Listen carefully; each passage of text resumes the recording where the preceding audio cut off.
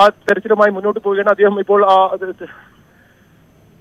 അദ്ദേഹത്തിനെ സഹായിക്കാൻ NDRF സംഘം കൂടി ഇവിടെ എത്തിയിട്ടുണ്ട്. എന്നാലും അവരുടെ സഹായത്തോടു കൂടി തന്നെയാണ്. മാൽപ്പെ ഇതുവരെ മുകളിലേക്ക് വന്നിട്ടില്ല. അദ്ദേഹം ആദ്യവട്ടത്തെ ഒരു തിരച്ചിലാണ് ഇപ്പോൾ നടത്തുന്നത്. അതിനുശേഷം അദ്ദേഹം മുകളിലേക്ക് വരുമ്പോൾ ഏതെങ്കിലും വസ്തുക്കൾ അയാൾക്ക് അദ്ദേഹത്തിന് കണ്ടെത്താൻ പറ്റുമോ, അതൊക്കെ നമുക്ക് തത്സമയം നമ്മുടെ സ്ക്രീനിൽ കാണാം. ആ ദൃശ്യങ്ങൾ തന്നെയാണ് നമ്മൾ കാണിക്കുന്നത്. അതിന് തന്നെയാണ് പ്രധാനം. വളരെ നിർണായകമായ ഓരോ മണിക്കൂറുകളിലൂടെ നമ്മൾ കടന്നു പോകുന്നത്.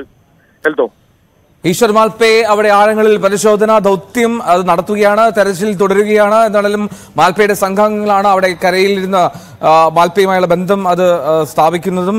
എന്താണെങ്കിലും NDRF സംഘം അവിടെ എത്തിയിട്ടുണ്ട്. കൂടുതൽ സഹായം മാൽപ്പയ്ക്ക് ലഭിക്കുമോ എന്നുള്ളതാണ് അറിയേണ്ടത്. ബൈജു, ഈ കളക്ടർ എത്തുമെന്ന് പറഞ്ഞിരുന്നല്ലോ. ഈ കളക്ടർ എത്തിയിട്ട് ഇറങ്ങിയാൽ മതി എന്നുള്ള നിർദ്ദേശമൊക്കെ ആദ്യം നൽകി. പക്ഷേ ഇതുവരെയും അവിടെ കളക്ടറിന്റെ സാന്നിധ്യമൊന്നും കാണാൻ കഴിയുന്നില്ല.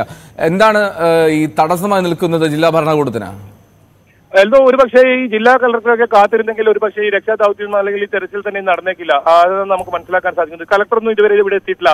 അതായത് ജില്ലാ ഭരണകൂടത്തിന്റെ ഒരു സംവിധാനവും ഇവിടെ എത്തിയിട്ടില്ല. നമുക്ക് അതാണ് ഇവിടെ നിന്നും കാണാൻ സാധിക്കുന്നത്. അതായത് മാൽപ്പയുടെ ആ ഒരു നേതൃത്വത്തിലുള്ള സംഘം, അതിനൊപ്പം കുറച്ച് പോലീസുകാർ, നമ്മളെ നിയന്ത്രിക്കാനായിരിക്കാം കുറച്ച് പോലീസുകാരൊക്കെ ഉണ്ട് ഇവിടെ. അത് ഏതെങ്കിലും തരത്തിൽ ഈ തെരച്ചിലുമായി ബന്ധപ്പെട്ട് സഹായം നൽകാനൊന്നും വന്നതൊന്നുമല്ല. അത് മാധ്യമപ്രവർത്തകർ ഏതെങ്കിലും തരത്തിൽ ഇത്തരത്തിൽ വിഷയം വരുമ്പോൾ അത് ബൈറ്റായോ മറ്റോ നമ്മൾ എറിയുമ്പോൾ അത് തടസ്സപ്പെടുത്താൻ മാത്രം ഉദ്ദേശത്തോടു കൂടി കുറച്ച് പോലീസുകാർ മാത്രം നിൽക്കുന്നുണ്ട്. അവർ നോക്കുകുത്തികളെ പോലെയാണ് ഇവിടെ നിൽക്കുന്നത് കാണാൻ സാധിക്കുന്നത്. അതല്ലാതെ ഈ തെരച്ചിലുമായി ഒരു സഹകരണവും അവർ ഭാഗത്തില്ല. ഒരുപക്ഷെ മാൽപ്പയെ അറസ്റ്റ് ചെയ്തേക്കാം.